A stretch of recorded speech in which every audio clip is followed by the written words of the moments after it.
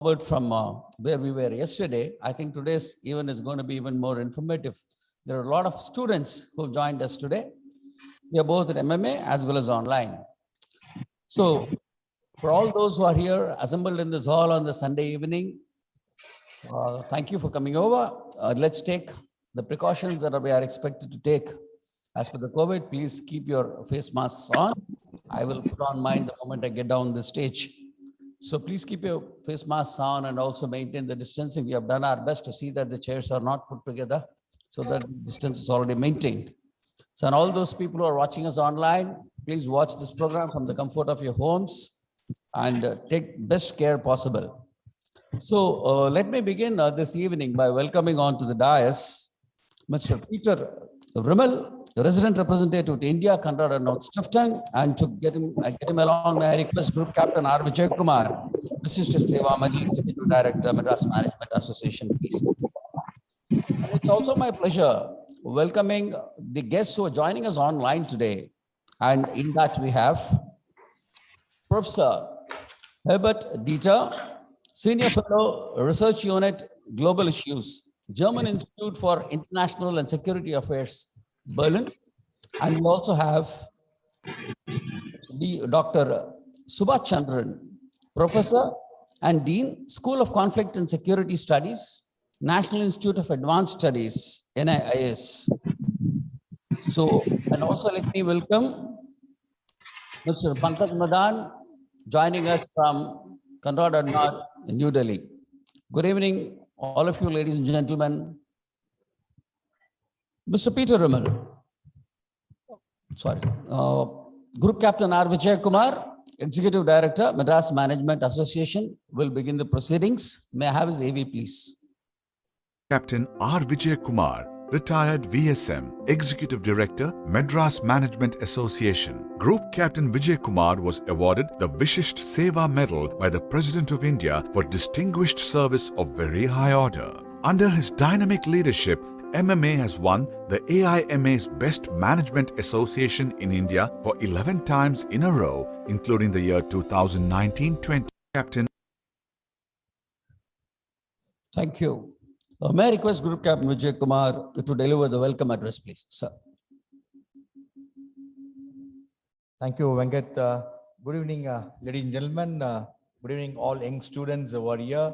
All the students who are watching this program live on our various social media portals, that is live streaming, YouTube, Facebook, Twitter, LinkedIn, and also MMA Radio, Voice of MMA.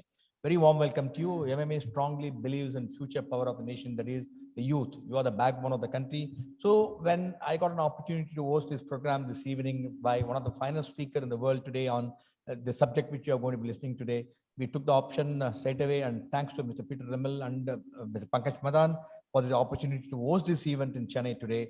And it is indeed my proud privilege to welcome, deliver the formal welcome address this evening. And the theme of this evening discussion is free trade post-pandemic, globalization in slow motion. Because you know, so many things is happening in slow motion during the pandemic. Globalization also taking the slow motion. Is it going to continue, or is it going to pick up speed, or is it going to be a marathon? Or we know we got an outstanding speaker who is going to be talking to us and on the subject. And as usual, if you have any questions, you can put the question in the chat box. All you have got the number which is going in your screen. Please send your question by by email or by a number, WhatsApp number. The speaker will be delighted to respond to all your questions. And today we got an excellent moderator, Subhash Kumar, who is going to be handling the conversation with Mr. Dieter and things. Now, it's indeed considered my proud privilege to welcome Professor Dieter, the Fellow of Research Unit, Global Institute of German Institute and International Security Affairs, Berlin, who are joined online from Germany. And really, we consider it as our loss. It's pity that he is not able to be here in person to deliver the lecture. Due to the pandemic, at times we planned, but the pandemic decided what should be done. And we really miss your presence, Professor Dieter, and we are looking forward to your visit soon to Chennai for another major event, another important subject. Very warm welcome to you, Professor Dieter. Then we have Peter Rimmel, resident representative to India, Kannada Stiftung. Thank you, Peter, for coming and joining us. Your joining us made all the difference to us to host the program yesterday as well as today. And Mr. Peter Rimmel has been a great source of support to MMA and his activities. Always guides us in terms of various activities which we do under the CAST program, especially for the benefit of SMEs and family businesses, entrepreneurial development program. Indeed, Mr. Peter Rimmel, it's my privilege to welcome you this evening. We also have a gentleman who got connected recently with us. Is Subha Chandran, is Dr. Subha Chandran, Professor, Dean of School of Conflict Security Studies, National Institute of Advanced Studies, one of the renowned institute today, which is located in Bangalore at Indian Institute of Science. They do some phenomenal research work. I've seen some of the papers I start getting regularly from Subha Kumar. Thanks so much, and interesting insights on some of the conflict, some of the national issues, some of the international issues, and you are going to he's going to be moderating the Q&A session as well as lead the conference, Professor Dieter. And very warm welcome to you, Subha. Thank you also for all your support and making sure that all your students log in spite of difficult situation you are going through in your Indian Institute of Science in your campus due to the COVID moment. I also take this opportunity to welcome all the students of National Institute of Advanced Studies who are logged in to different social media portals, including our Zoom, and also have joined us online this evening, students from various educational institutions located. We focus on entire Tamil Nadu and Puducherry. In addition to that, this event is also taken live to all our members again, because the different subject, different context, it'll be quite interesting to listen. Since some of the students, some of the people who have joined us only this evening, I thought it's my privilege to talk for a second about MMA. MMA is established in 1956. We have over 65 years old organization. We are have over 9,000 members in MMA, and we have chapters located in different parts of Tamil Nadu. And our job is to propagate management movement in this part of the country. And we have been partnering with Contract Scripting for the last so many years, and they have been a source of great support to MMA and its activities. And we also, by virtue of our events, what we have been doing in performance, we have been considered as one of the best management associations in India for the last 12 years in a row. I think that's considered a single privilege, proud privilege, and CAST is also responsible for achieving this feat by us. And in addition to that, we have our own state-of-art complex in which the event is happening today, this evening. We got 24,000 square foot. We got excellent library, conducted digital library, excellent classrooms and management center. Also has a boardroom, and we can accommodate up to 350 people in this auditorium. So it's a great privilege. And this event is brought to you live from the state-of-the-art MMA Management Center, Chennai. So you are going to enjoy the evening. It's all brought to you from Chennai, from MMA Management Center. And we also take the opportunity to welcome distinguished management students, members who are joined, also members of the managing committee, some of the members who have joined us personally. Thank you so much. Pleasure to have you with us. I know on a Sunday evening you could come. It really shows how much you are keen on this theme which you're going to be discussed this evening. Thank you so much, and sit back, enjoy. And as Venkat mentioned, please always wear the mask. Only people who are exempted to wear the mask is on the stage, because we got a very good social distancing. So safe, don't emulate us. You emulate us in some other manner. So you wear your mask, very, very important. Your safety is very, very important for us. Thank you so much. And once again, a very welcome to each one of you, all the viewers, Professor Dieter, Pankaj, warm welcome to you again for joining us from Delhi, and Subha Kumar. Thank you so much, and look forward to seeing you soon. Over to Venkat. Thank you, sir, for this lucid welcome address. That brings us to the introductory remarks to be made by Mr. Peter Rimmel. May I have his AV, please. Mr. Peter Rimmel. Mr. Peter Rimmel is the resident representative of Konrad Adenauer Stiftung Office in India. He has a first law degree from Freiburg University as well as a second law degree from the Ministry of Justice, Baden-Württemberg, Germany, and an MA in Geography. After working as a jurist, judge, and lecturer, he took public office as ministerial head of division at the State Ministry of the Interior in Saxony, Germany from November 1991 to 2000. There, he served in the police and security and later in the local government department. On behalf of the German Foreign Ministry, he served in East Timor as Registrar General, Head of Civil Registry and Notary Services, UNTAET. He was the principal advisor for governance reform for GIZ, German International Cooperation, to the Ministry of Administrative Reform and the Anti-Corruption Commission of the Republic of Indonesia, where he served for 7 years. He then moved to Rwanda, also as principal advisor, Good Governance Justice Program. Earlier, he was resident representative Lebanon, director of Rule of Law Program, Middle East, North Africa, Konrad Adenauer Stiftung. Mr. Peter Rimmel. Thank you, Mohan. Let me have the pleasure of inviting Mr. Peter Rimmel to deliver the introductory remarks for this seminar today. Sir.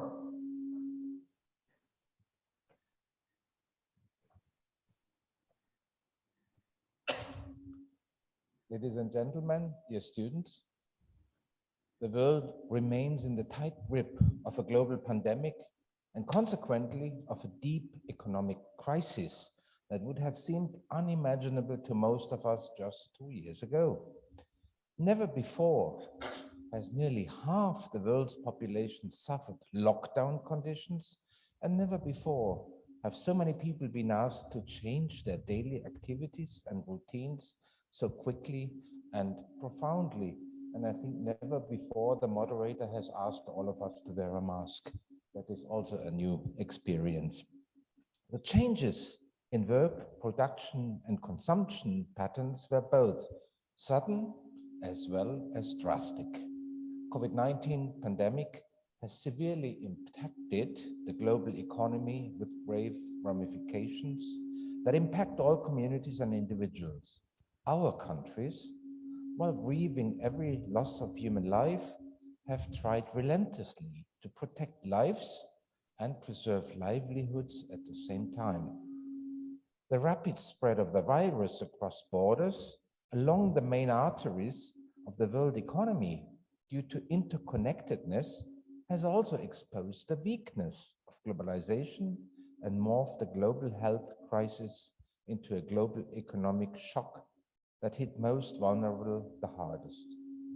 So if you look at it, and the topic is slow motion, the virus started as a local problem, but we could not say there was slow motion. The virus had a fast globalization. Many have dropped their guard, and now, alas, the virus has reappeared more virulently than before in India, as also in many other countries of the world. However, even as I deliver this speech, a growing number of people around the world are getting vaccinated, providing us with a ray of hope to arrive at the post-pandemic time era we are all eagerly waiting for. This new era is coming. Of this I can assure you all, ladies and gentlemen, and in this respect, events like today's event gain even more importance as we need to develop and exchange ideas and solutions in order to emerge into the future as well equipped as possible to positively reshape this approaching post-COVID world, while at the same time avoiding errors of the past. It is, I'm sure, our fervent wish that overcoming the pandemic will sow the seeds for a healthier, more equitable, as well as a greener globalization that can be cultivated only through a more resilient approach to multilateralism. That said, in recent months, the criticism towards multilateralism and the desire for isolationism has gained momentum. But I can guarantee you, globalization has not and will not come to an end. Retreating into one's proverbial snail shell to wait for an economic miracle to happen hasn't and will never represent a real solution when it comes to free trade and economic development. So we have to look actively how shall we reshape the future. As the resident representative of the Konrad Adenauer Foundation in India, and in line with our core mission to increase youth participation in inter alia, the areas of governance and policy making, I'm particularly happy to see you all lively here and hopefully lively participate later in the discussion, and to have young people at this event physically and lots of them digitally. Something that is often overlooked is that you, the young people, are among the most affected by the socioeconomic impact of the pandemic. Nonetheless, you are also among the most active in providing a strong global response. Many of you are not only working on the front lines as health workers, for example, but also have already worked tirelessly in advancing public health and safety in your communities, in your roles as researchers, activists, innovators, and communicators. Therefore, I urge all decision makers, who are often more likely to belong to my age cohort, to work unceasingly towards ensuring that the voices of the youth are being heard and accorded due importance, as they are an essential part of the solution for a healthier, safer, and multilateral post-COVID blue dot. You are the future. Having said that, I hope that the discussion, what is coming up, will give you, of course, the possibility to raise your voice. I ask that your voices are being heard, for that they also need to be raised. And I would like to see that happening in our discussion. Let me quote Einstein at the end, when he said, "The important thing is to never stop questioning." And I think that is what you should do. I wish you a very fruitful event and good discussions. Thank you. Thank you, Mr. Peter Rimmel. That was awesome. What a pleasure it would be to hear to Professor Dr. Heribert Dieter again today. May I have his AV, please? Professor Dr. Heribert Dieter. He is a Senior Fellow, Research Unit Global Issues, German Institute for International and Security Affairs, Berlin. His research focus was on global governance, development, trade, and fiscal policy. He is a visiting professor of International Political Economy, Zeppelin University, Lake Constance, an adjunct professor at the University of Potsdam. His research projects cover a range of subjects.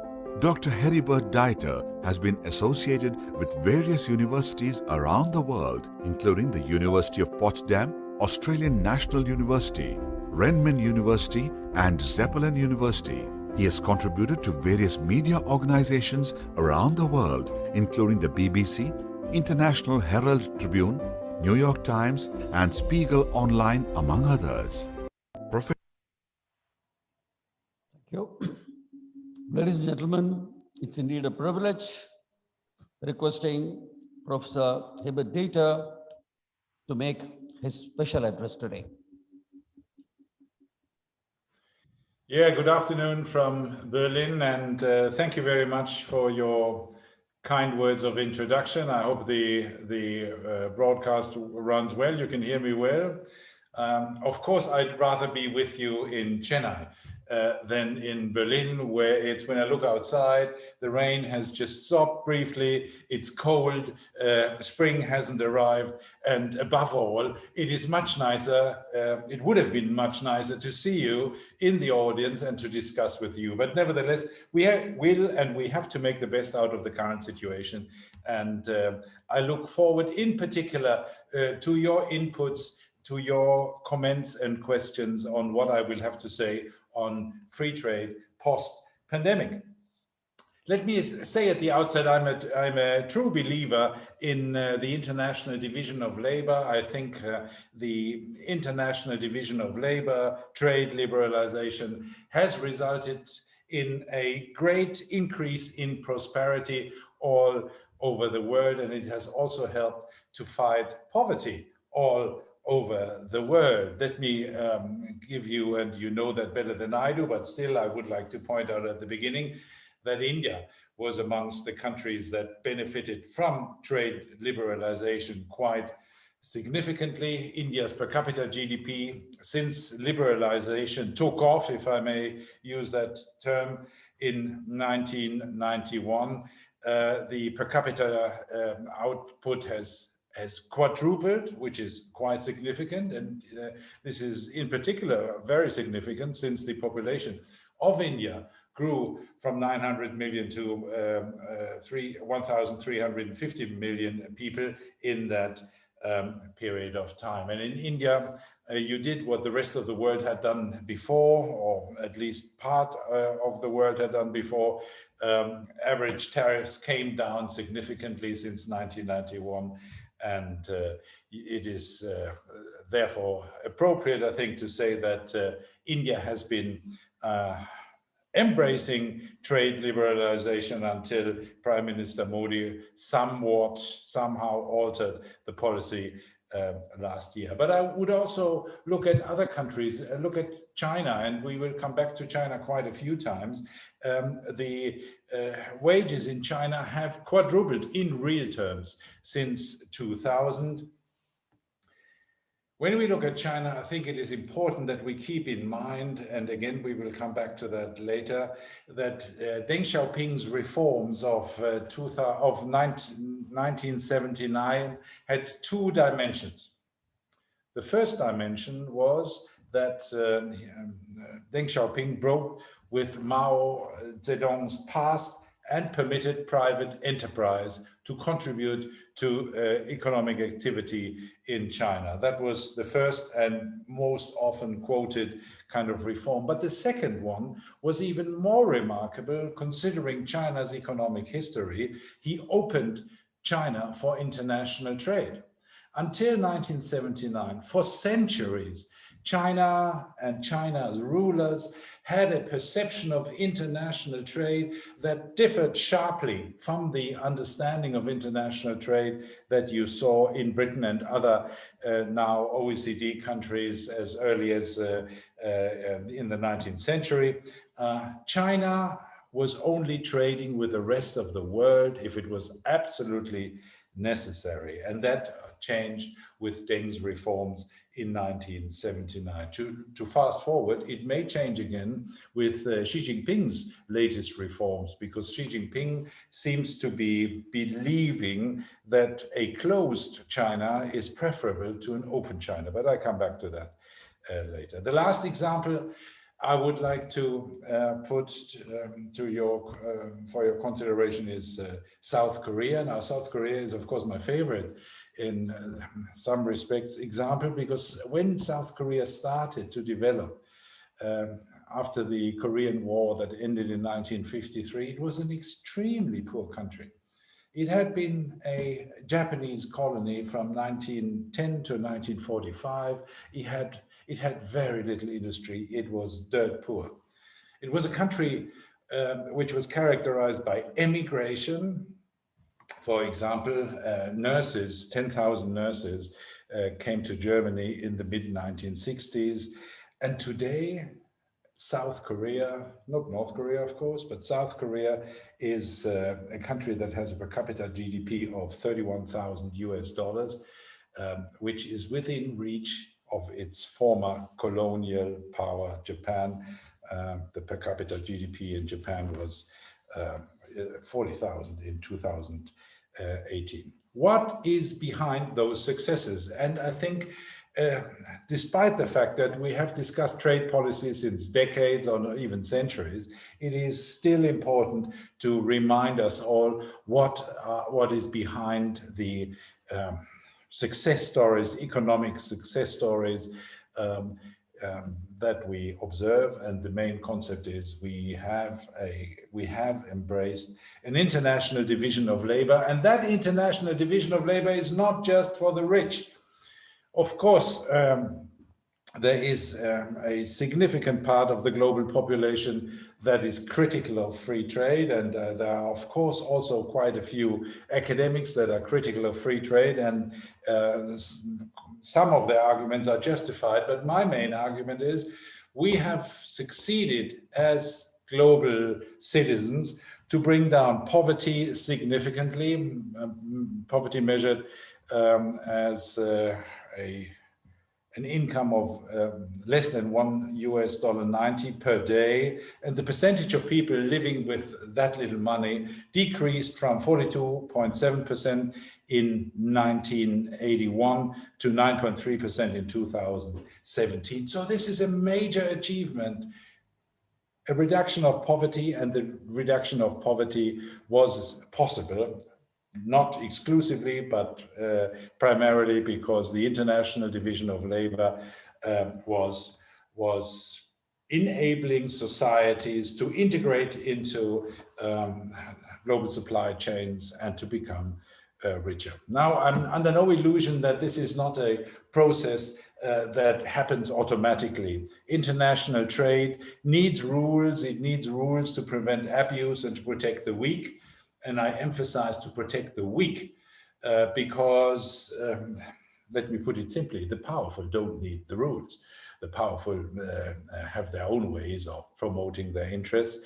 And I could elaborate with a few examples from the WTO dispute settlement mechanism, but I leave that if necessary, if you're interested, for the debate. Second point: what are the main characteristics of the multilateral trading system? And I will be very brief on this. We have two central points: no discrimination. That means no discrimination in favor of domestic products over foreign products. And the second mechanism, which is very important, an automatic mechanism for the continued reduction of trade barriers. This is the legendary Article 1 of the General Agreement on Tariffs and Trade, the most favored nation clause. And this was at the heart of the post-war trading regime. We have to keep in mind, in today's world, we have to keep in mind that this post-war trading regime was built after a decade of discrimination. And I'm not arguing that World War II is the result of that trade discrimination, but it contributed. That trade discrimination of the 1930s contributed to the increase of political tensions. And keep in mind, one striking number: from 1929 to 1933, in 4 years, global trade collapsed by 2/3. By 2/3 in 4 years. This is unimaginable. For instance, in 2009, for our generation, although you are a younger generation, for us in the room, let me put it like that. For us in the room, it's difficult to imagine a collapse of world trade by 2/3. In 2009, the last big, massive collapse of world trade, we had a reduction of world trade by 5%, not by 66%. So that post-war regime, the regime of non-discrimination, was built against the background of the discriminatory 1930s, and this regime has been very successful. We look at merchandise trade as a percentage of GDP, and that figure is up from 16.6% of GDP, that is for the entire world, to 44% in 2019. So the increase in trade has been accompanied by the already mentioned increase in wealth and the reduction of poverty. Of course, we have people that are negatively affected by international trade. And again, I could go back to Indian economic history, India being negatively affected by free trade from Britain to India in the 19th century, but I leave that. What we have to consider today, and this is an important issue for OECD countries, we have to consider that in the United States of America, but also in parts of Britain and other European economies, there has been a decline of living standards for some, not for the people working in the City of London, but for people living in Sheffield, for people living in the US Rust Belt. There has been a decline of living standards, and that has made globalization unpopular in parts of the OECD countries' population. And the main culprit is, of course, China. We should be under no illusion that China has been both a major beneficiary of globalization, but also has been the source of negative developments, say, in the United States. And a group of authors, the first author is called Autor, put that into an article, a widely cited article in 2016, which they labeled the China shock. That China shock continues to be our problem, and I come back to that in the passage after the next one. Very briefly, why do we need rules? Now, first of all, of course, consumers expect that international trade doesn't result in them being exposed to dangerous and harmful products. If they import toys from China, they want to be sure that those toys are not treated with paint that is containing lead or other harmful substances. So this is something consumers expect. And businesses and trade unions also expect something. They expect their competitors to operate with fair means. So we don't want to have that kind of unfair competition. And again, we come back to China in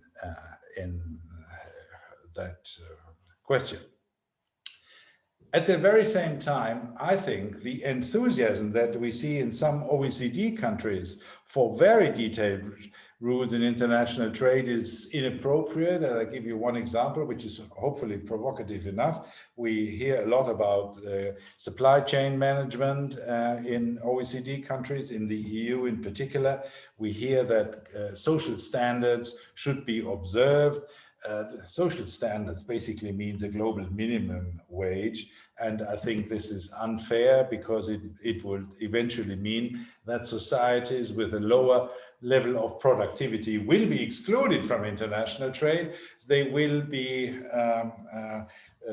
they will not enjoy the benefits of globalization, and that is a protectionist program by industrialized countries. I think this is not fair. This is rather selfish.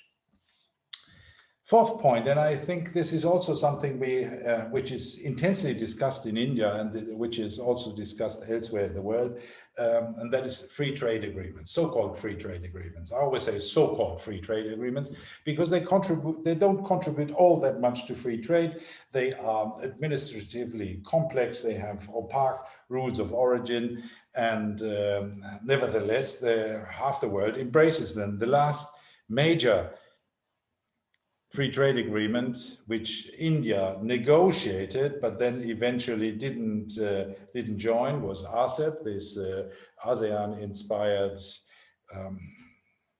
free trade agreement, which the Indian government of Prime Minister Modi decided not to join.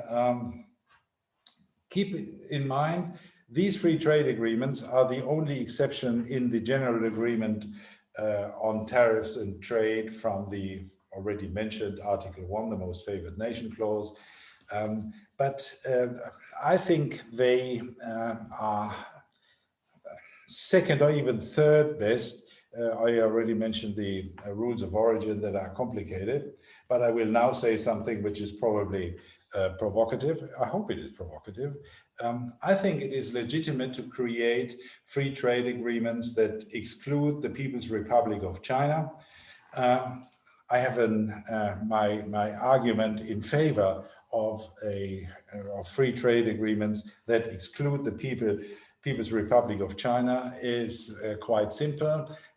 The way the Chinese economy is organized, the way the government provides companies with subsidies is very intransparent. These subsidies distort competition. And this would all be nice if China wouldn't export all that much. But since China is exporting all that much and is competing with Indian and German and other companies, this is a big concern. And I therefore think that we, in international trade, we have to react to the sustained unwillingness of the Chinese government to make a change to the way they organize their economy. I have a witness for this rather skeptical perception, and that is Pascal Lamy, who was Trade Commissioner of the European Union and, of course, Director General of the World Trade Organization for many years. And Pascal Lamy said in 2018, the state-led Chinese economy is the biggest issue for the global trading system, so we have to find a solution. It will not come from China. I don't expect any proposal in that regard to come from Beijing, so the rest of the world has to react.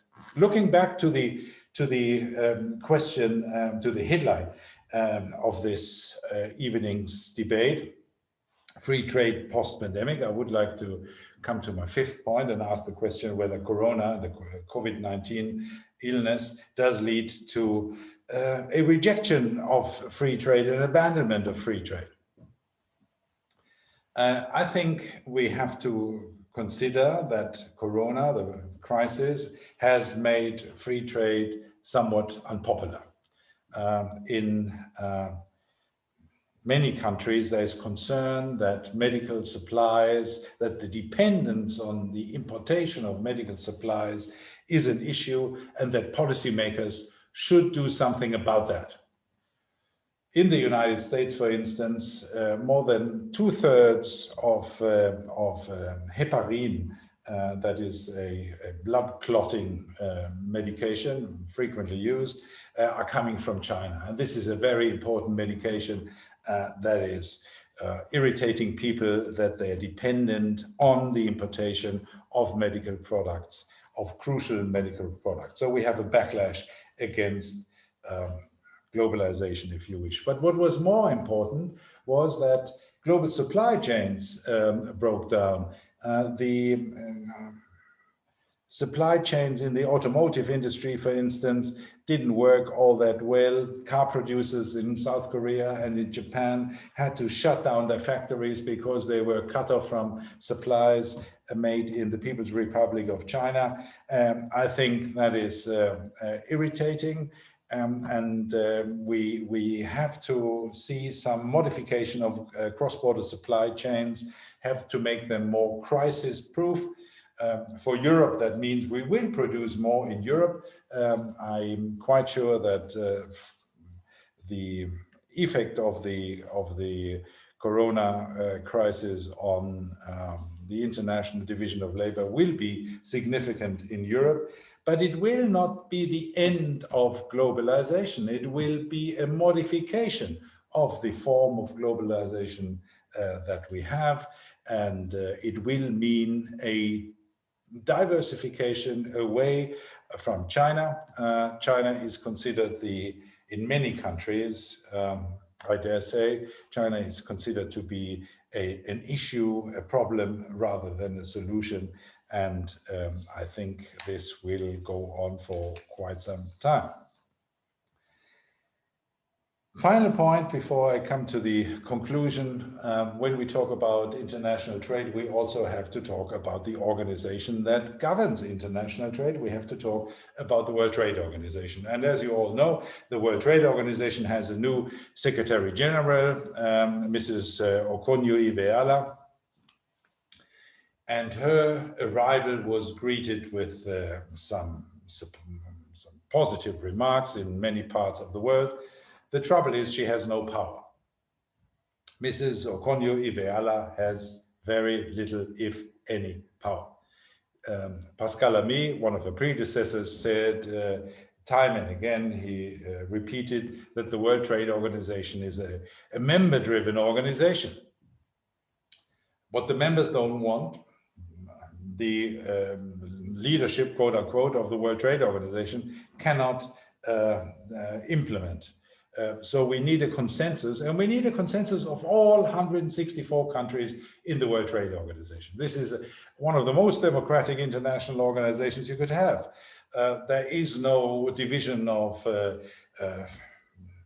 more important countries and less important countries like you have it in the International Monetary Fund, or even in the United Nations with the permanent members of the Security Council. No, in the World Trade Organization, all member countries have a veto, and we have the problem that China continues to classify itself, despite the fact that it's the second largest economy on the planet. China self-classifies itself as a developing country, enjoys certain privileges due to that, and I think that is a problem that cannot be solved within the World Trade Organization. I don't think there will be a conclusion of the Doha round or any other form of modernization of the WTO. Neither the United States nor the European Union nor any other major country, including India, that I'm aware of, is eager to modernize the World Trade Organization in a significant way. Again, I repeat myself, the biggest problem for the World Trade Organization is China, which violated both the letter and the spirit of the World Trade Organization. And the question we have to answer here is the Chinese leadership having the intention to change China's economic model? Will Xi Jinping and the Communist Party of China embrace a policy that you could label liberalization of the Chinese economy? And the simple answer is there is no evidence at all for such a policy reversal, rather the contrary. For instance, when you look at the Chinese financial sector, virtually all new credit that the financial banking, the Chinese banking system provides, goes to the public sector, not to the private sector. The Chinese government is tightening control also over private enterprises rather than reducing control.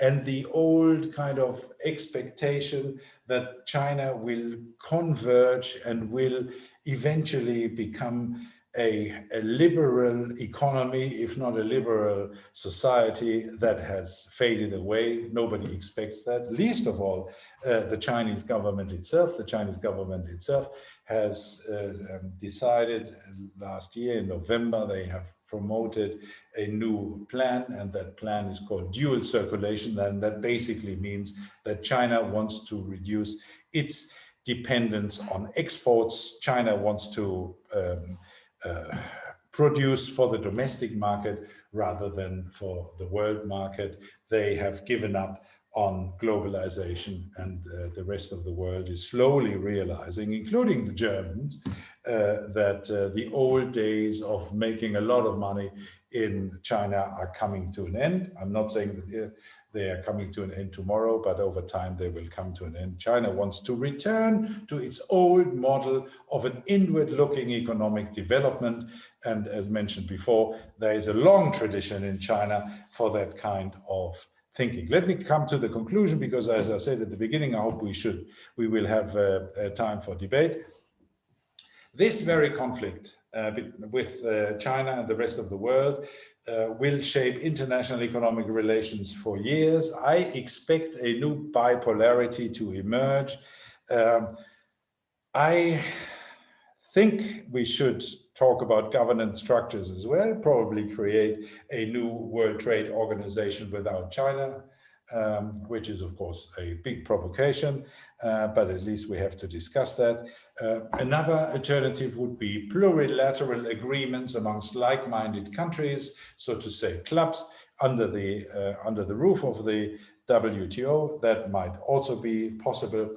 A bit of an exotic proposal would be that the European Union and the United States of America should join the existing Trans-Pacific Partnership Agreement, the CPTPP. This is a bit complicated to pronounce, isn't it? CPTPP. And ironically, if it weren't sufficiently bizarre already, the United Kingdom has already applied in February 2021 to become a member of this Trans-Pacific Partnership. So it is probably not as exotic as it may sound that the United States, which is of course a Pacific power, and the European Union, which is not a Pacific power, could use the CPTPP as a platform for organizing trade without China, because China, of course, is not a member of the CPTPP. I think that we will see a return to those two distinct economic spheres that characterized the global economy in the Cold War. And I think that your government, if I'm not misreading the picture, but you are of course much better placed to come up with an assessment of that, the Modi government has altered its previously rather neutral position and is now engaging with Japan, the United States, with Australia in the Quad, and is also probably more eager to join trade agreements with the European Union and other OECD countries. Your country has a lot of potential. You have ample young talent, which is, by the way, a big difference to China. China has an aging population. Your country is, of course, characterized by an ample pool of young talent. You are part of that pool of young talent, and India could be the big winner from this geopolitical conflict. But, and here comes a big but, to be able to benefit from this new geopolitical conflict requires India to embrace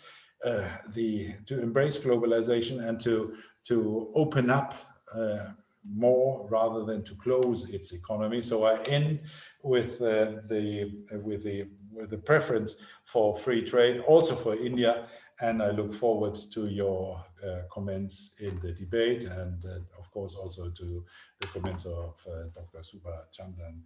Thank you very much for your attention.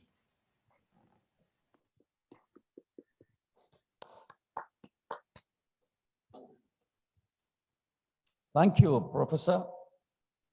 You made some outstanding and very, very thought-provoking remarks out there. Those observations, I'm sure, will be taken forward in the next segment as we have this conversation going today.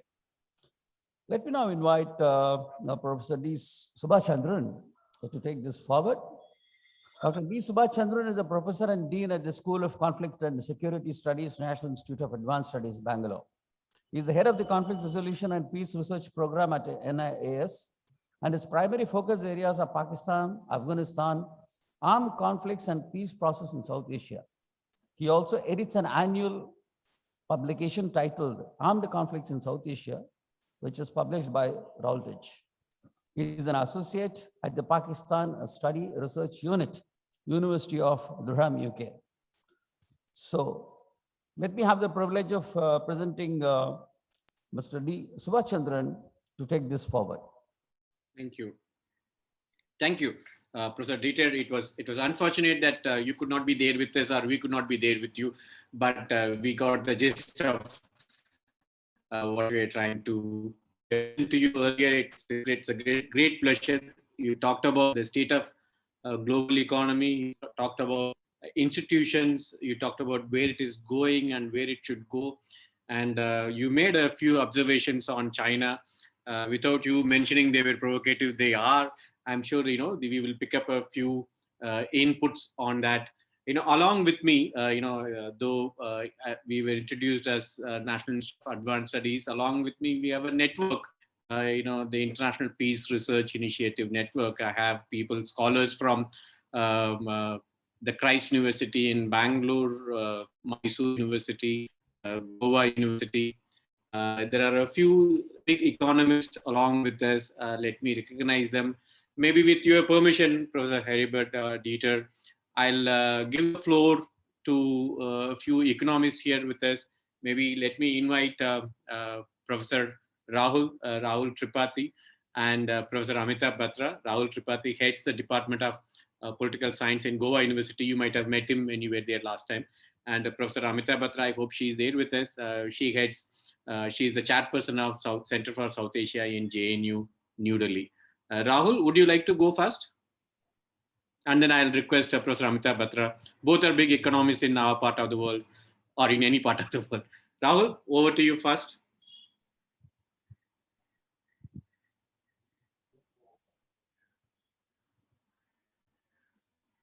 You have to unmute. Okay. Yeah, we can hear you. Go ahead. Hello.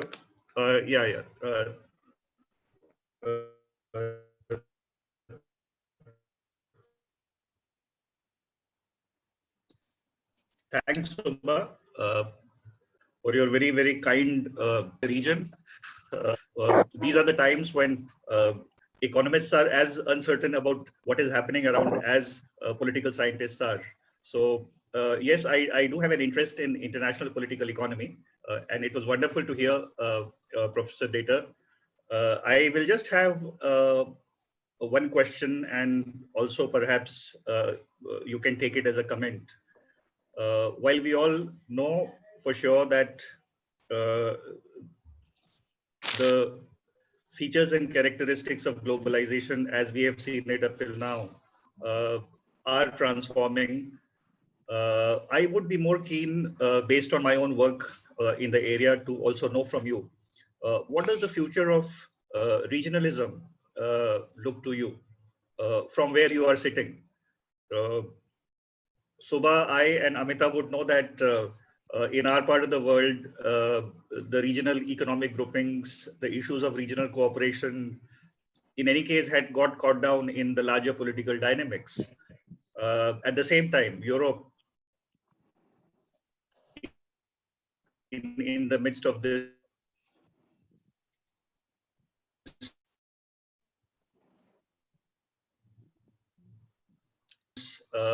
has been going through its own internal turbulations, and then regionalism, classical debates about regionalism either acting as a building block or a stumbling block. Is there any future for regional integration? Thank you. Thank you, Rahul.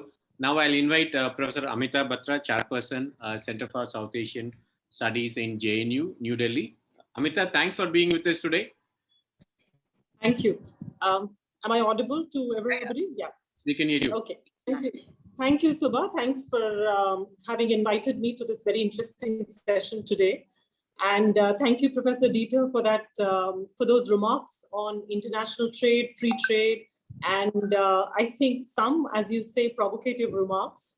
And I think I'm going to put two provocative questions to you, So let's see what you have to say. The first thing, since you make, China the core of your argument, as I see it, in terms of saying, that China has been at the center of many wrongs as far as international trade is concerned today. And we should be talking about, as you propose, even a regional, a multilateral system without China, regional trading arrangements without China. In that context, my first question to you is, given all of this, how would you place and what would be your comment on the most recent EU-China investment agreement? You talk about supply chains, you talk about China, and you talk about trade. All of these are very central to the recent EU-China investment agreement that we've seen EU undertaking in a very, very eager fashion, so that's one. The second bit that I would like to ask you about, when you talk about, the regional trading arrangements to be drawn and designed in a manner to exclude China, my question to you here would be, or my thought here would be, and I would like your comments, wouldn't it be better to include China in these regional trading arrangements so that China is bound by rules to a greater extent? Because as far as regional trading arrangements are concerned, of the nature that we have today, the mega regionals, the plurilaterals that you talk about, and the TPP, CPTPP, or the RCEP, they are ultimately drawn by like-minded countries, basically to promote business, less in terms of reduction of tariffs, more in terms of regulatory aspects, And that is where one would like to draw in China to be able to make it abide by rules, If you leave it out, do you really bring it around to acting like a market economy, which it should be? One. Two, can you really leave it out given the kind of weight it has in international trade? So to that extent, how do you really talk about mega regionals without China? My last question, which is, I think, a simpler question, is basically in terms of the WTO today as it stands, or multilateralism. How do you think multilateralism today is based in the context of economic nationalism, where, in the midst of a raging pandemic, where we're seeing multiple waves of the pandemic, we have the WTO still struggling to talk about TRIPS flexibilities in the context of, technology as far as manufacturing vaccines is concerned, and sharing it with the lesser developed countries, the least developed countries, What would you have to say about that? My 3 questions to you. Thank you, Amita. We'll get back to Professor Dieter. The next round, I'll invite young scholars who are both online and offline to interact with Professor Dieter. I also realize we have Ambassador Neelam Dio with us. Maybe in the next round, I'll invite her, to make a remark at this stage. Professor Dieter, over to you. Yeah, thank you very much. Let me try to answer the first question on the future of regional economic integration. I am more skeptical on the prospects for regional economic integration than I have been in previous eras. I wrote my PhD on in the 1990s on Australia and APEC, the Asia Pacific Economic Integration Scheme. And I had expected that this would be something with which would develop in a prospering Asia Pacific economic region. That hasn't been forthcoming. You are aware of the fact that the European Union is not in the best of constitutions, let me put it mildly. And one of the reasons why quite a few people in Europe are skeptical about the benefits of the European integration process is exactly the pandemic and the inability, at least initially, of the European Union to organize the supply of vaccines. The European Union itself was, let me put it in diplomatic terms, not demonstrating a superior performance when it came to the organization of vaccines. By contrast, we see that Britain and the United States of America are almost back to normal, almost. In the United States, it takes, they might be a bit faster, but Britain is reopening. That, of course, is a problem for Brussels. And this is weakening the legitimacy of the European integration process. Whether in other parts of the world one may embrace regional economic integration is up to those regions. What I would like to put into debate is the following. If you do that, it should be trade liberalizing rather than making trade more complicated. And many schemes that we have seen in the past have been making trade more rather than less complicated. Companies have to deal with rules of origin that are extremely complicated and are also to the disadvantage of smaller companies, because a big company has an ample supply of trade lawyers that can deal with those complex, administratively complex rules, and smaller companies can't. So that is a big issue. I'm a friend of customs unions, but that is, of course, a higher degree of regional integration. Free trade agreements are a rather shallow form of regional integration. For the time being, I think the big euphoria on regional integration is history. Whether it is history for good, I don't know, but there is a reduced preference for regional integration.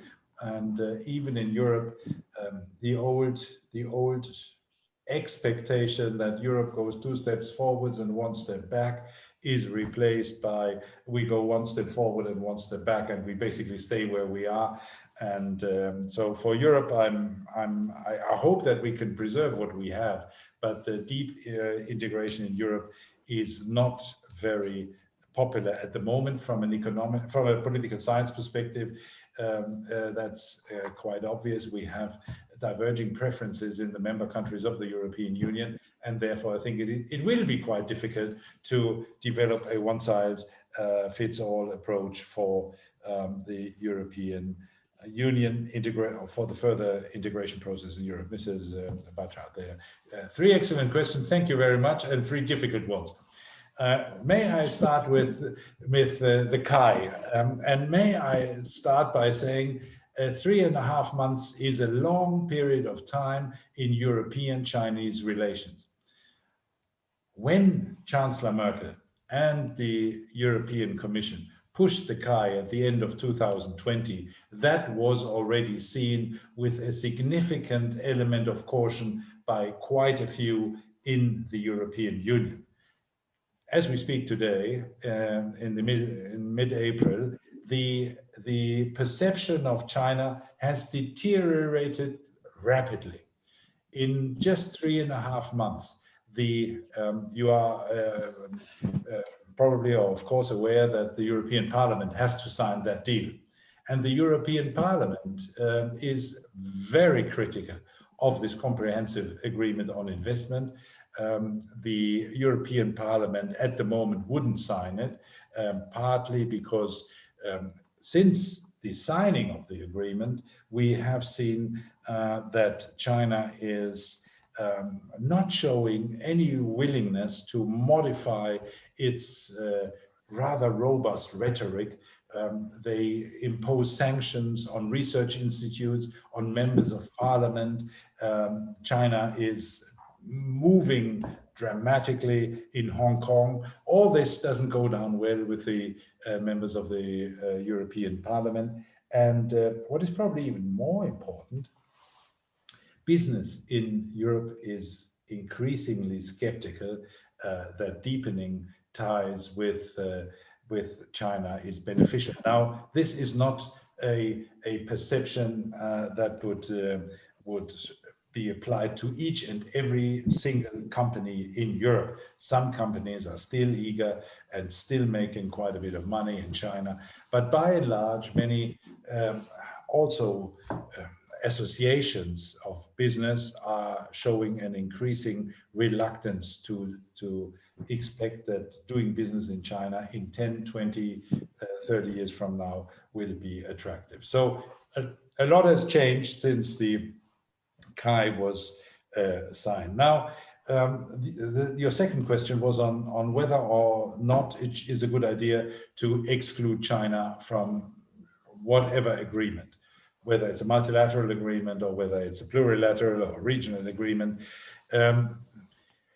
In favor of your skepticism regarding an exclusion of China, you could of course argue that they still, one should continue to expect that China is embracing the rules of the game over time. And we had 20 years ago exactly the same discussion when China was applying for membership in the World Trade Organization. We had one camp that said, don't do that. They won't change. They have a communist economic system, and they will not apply the rules that we take for granted in market economies. And the other camp said, no. China will be interested in changing, and for a period of time, the latter camp was right. But I don't think that is the situation today. As I said in my remarks, Xi Jinping wants to concentrate on a CCP-driven economy. It's not just it's the Communist Party that runs the show. It's the Communist Party that is emphasizing a need for more control of companies in China, not just state-owned companies, but also private companies. So the Chinese train is moving in the other direction. An optimist could say, well, this is temporary, and a pessimist would say, well, the signs for China moving into a different direction are quite strong. Now, can we afford that? Is of course a related question. Can we afford not to do trade with China? Or I'm not arguing for zero trade, but can we reduce trade with China? Now, in Germany, I give you the example of my country because I know the data here quite off the cuff. Germany is the biggest exporter by far in Europe to China. Germany exported in 2019 more to China than the next 8 European economies, including the United Kingdom, combined. That gives you an idea. 46% of exports from Europe to China are from Germany. But Germany exports more to Poland and tiny Hungary than to China. This is, I mean, you wouldn't expect that, would you? I mean, these are two small economies. One has 40 million people, the other has 10 million people, and exports to Germany to those 50 million people are larger by volume than to 1.4 billion people in East Asia. So we have, from a political science point of view, or rather from an IPE point of view, you could ask the question, why do we have a discussion in Germany that seems to provide the impression that trade with China is so important, and there is no lobby that emphasizes that trade with those East European neighbors, at least by volume, is more important. It's Susan Strange's old question, who benefits from this discourse and who is not benefiting from this discourse? So I think it is difficult to envisage today a world without imports from China. But I give you a final example of what that means in terms of cost. One of those frequently used masks, an FFP2 or N95 or KN95, it's basically the same standard, mask produced in China costs 30 US cents. And the same mask produced in the United States of America costs 34 cents. So that is more. Of course it's more, but it's not that much more, is it? So what I'm suggesting is, yes, if we are willing to pay a little extra, then we could produce quite a few things that are currently produced in China. We could produce them at home. And I dare to quote John Maynard Keynes, who in 1933, he wrote a piece on national self-sufficiency. And John Maynard Keynes at the time said that we can afford as societies with a certain level of wealth to have homespun, this was the term, homespun products. This is a luxury, he said, we can afford. And I would dare to say that 90 years later, as we are significantly more affluent than we have been in 1933 when Keynes wrote that, we can afford that luxury to produce things not necessarily at home, but we can take the decision to reduce our dependence on an increasingly, I dare to use that word now, on an increasingly totalitarian state. I think it would be rather strange if a country like Germany, which with its own totalitarian past, continues to emphasize the need to do business with China. And the final point on vaccine sharing. First of all, let me say the following. I'm glad that those scientists have developed vaccines. A year ago, this looked far from certain.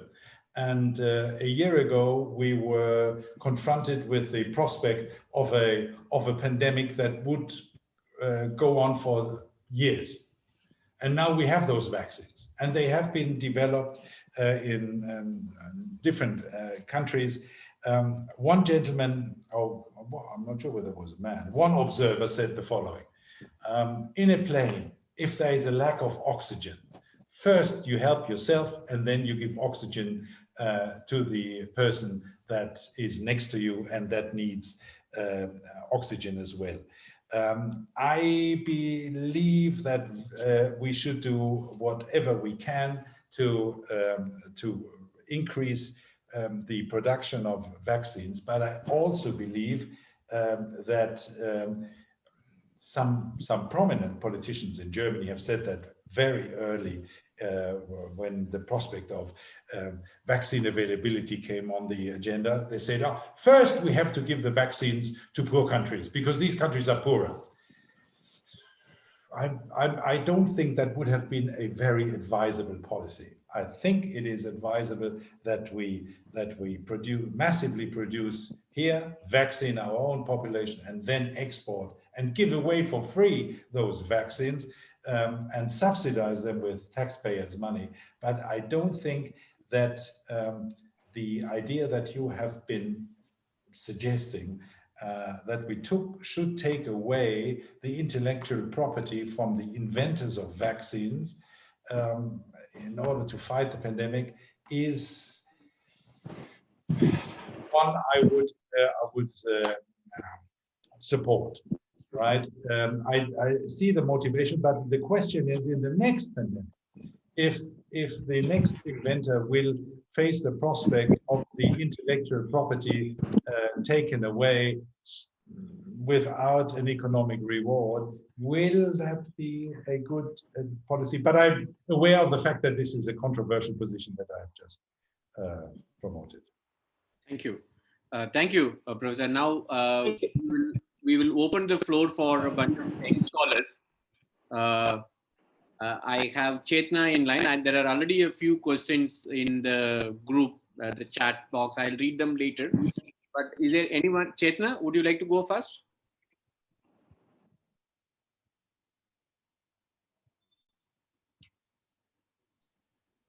Okay, I think she's Chetna. Go ahead. You have to unmute and speak.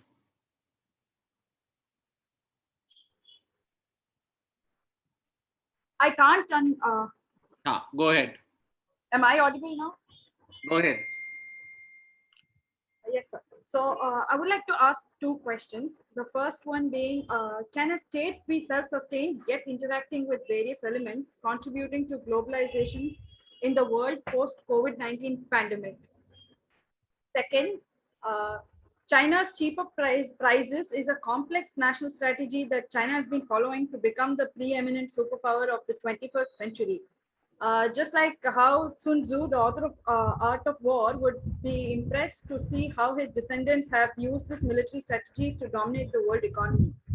While internally, China has been practicing cruel and unfair means by ill-treating the home population, shouldn't the world arena boycott the Chinese practices? And to become a hegemon, must the voices be muzzled? Thank you. Thank you, Chetna.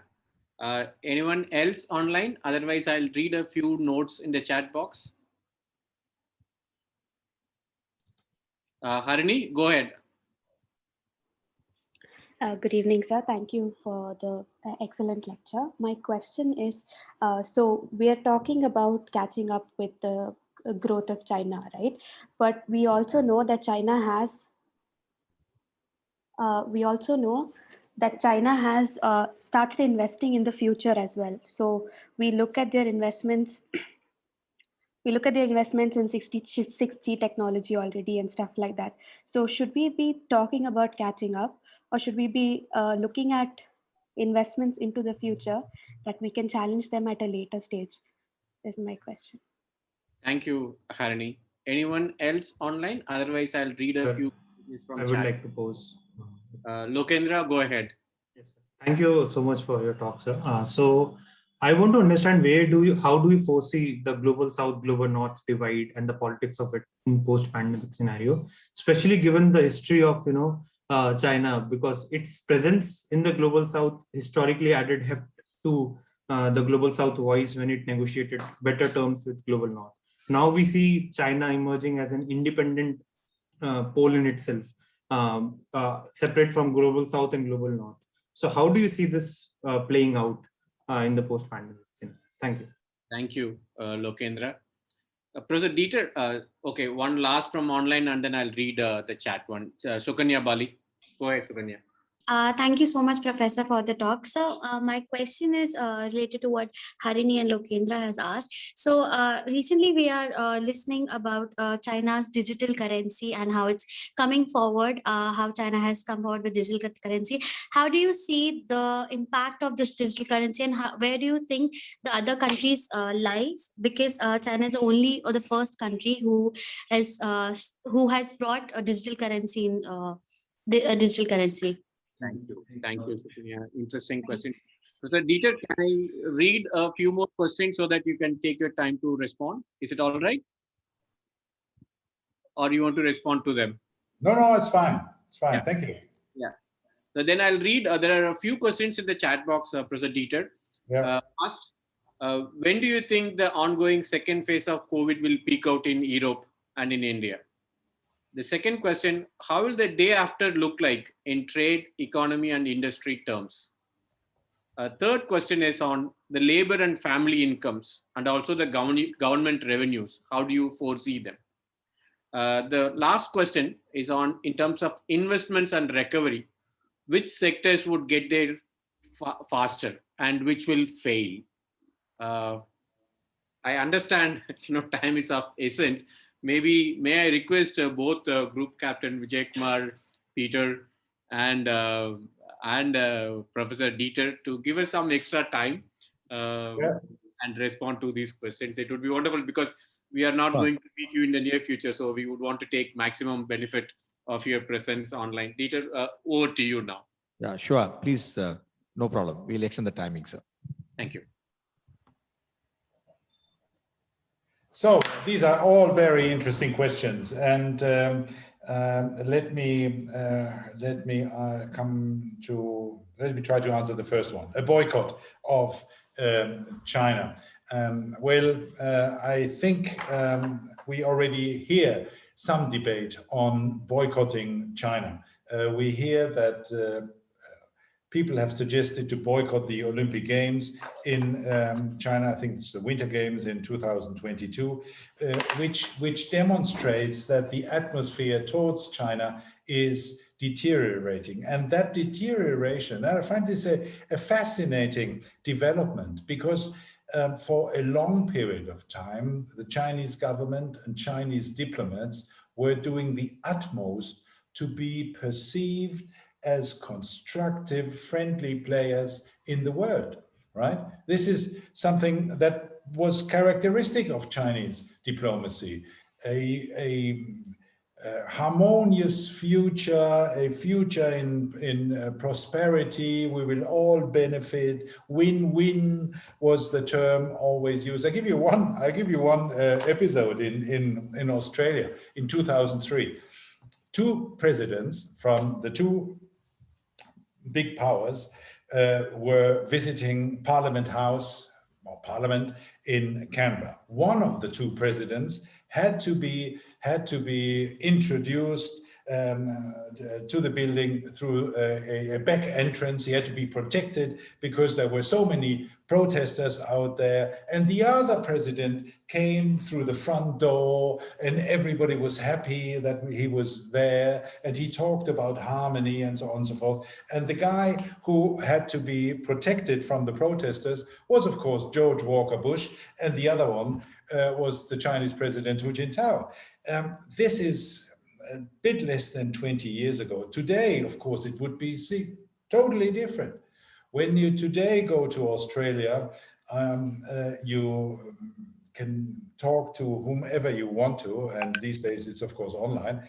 There is a significant protest movement against China in Australia. 93% of Australians support their government policy on China, which is a very harsh one, which is not walking away from confrontation. This is, I mean, where in the West do you get 93% support on anything in any society? So we are very close to that scenario that you have suggested, and we are I talk to people who say, well, if possible, I don't buy products made in China now. For the time being, it will be very difficult to implement a comprehensive boycott of China, but we are approaching that situation. We should also, that was the second question, we should also not be, by Harini, if I'm not mistaken, we should also not overestimate the current level of development in China. The first and foremost point that I would like to make is China has a very underdeveloped semiconductor industry. And we know that semiconductors are the lifeline of modern industry. China imports more, spends more on the importation of semiconductors than it does on spend on the importation of oil, and they are unable to produce the latest level of semiconductors that are which are produced either in the United States or in Taiwan or in South Korea or in Japan. China is at least 5 years behind, right? Now, of course, the Communist Party knows that, and the Communist Party emphasizes research on semiconductors, but it is difficult for them. Tongue-in-cheek, the GDR was of course also emphasizing the development of semiconductors in the 1980s, and the joke at the time was that the GDR has successfully manufactured the world's largest semiconductor, which is of course nothing you would aim at. It's difficult. It's not just semiconductors, aeroplanes. I mean, for the time being, China is not able to manufacture a competitive commercial aircraft, and they have to import Boeings and Airbuses. They have no choice, and they're trying to. I think it's C919 is the type of aircraft, but without equipment from the United States, they can't get that plane off the ground. No, I'm not denying that China has pockets of competitive competence that are significant, but one doesn't have to be afraid of this of the technological power that China has today. The third question on North-South relations, again, we have a change of tune. There was a summit in Beijing before the Olympics in 2008, the first China-Africa summit. And this was a game-changing event. The government of China successfully managed to have a summit that was considered a big success by the African participants.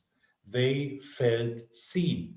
They felt that for the first time in a long time, they were not told what to do by World Bank and other OECD organizations. They felt welcome, and that diplomacy by China was very successful. But today, we see a changing situation. The Belt and Road Initiative, which is Xi Jinping's landmark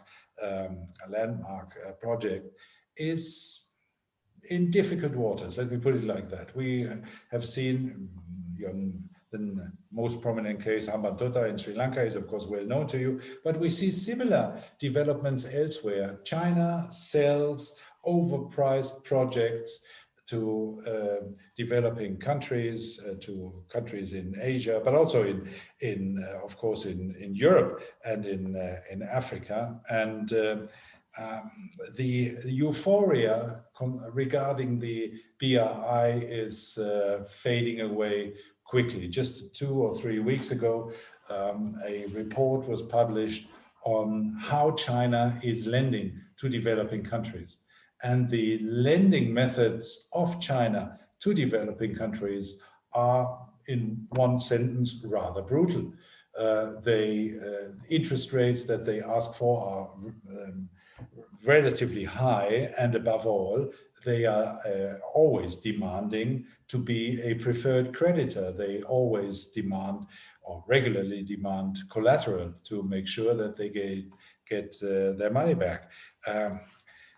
This is increasingly seen in developing countries as an issue, and so this euphoria that China is one of us, that China is a developing country, or was a developing country, which with its economic success story, has demonstrated how bright the prospects can be for developing countries and emerging markets. That perception is fading away. By the way, we have an interesting case in Europe at the moment. We have Montenegro, a small country with, I think, something like 600,000 inhabitants. So from an Indian perspective, a really small country. They have borrowed a lot of money to buy a highway to the Adriatic Sea, and the cost of this superhighway with lots of bridges and tunnels and all that was outrageously expensive, 1 billion euros. And the European Union was asked whether they would finance it, and they said, no, this is a ridiculous project, we won't finance that. The Chinese said, we'll finance it, we'll build it. And now the government of Montenegro is unable to repay.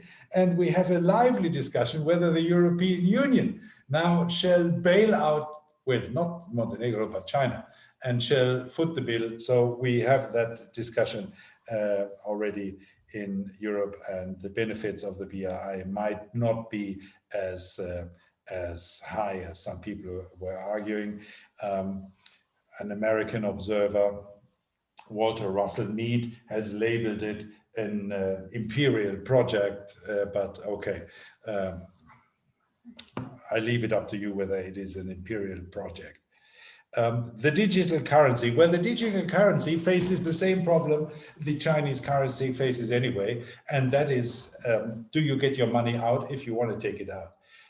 This is not yet answered. If the digital currency is under the control of the Chinese government, you may well see that you can make money, but you can't take it out. And that would be a kind of Hotel California situation. You can check out any time you want, but you can never leave.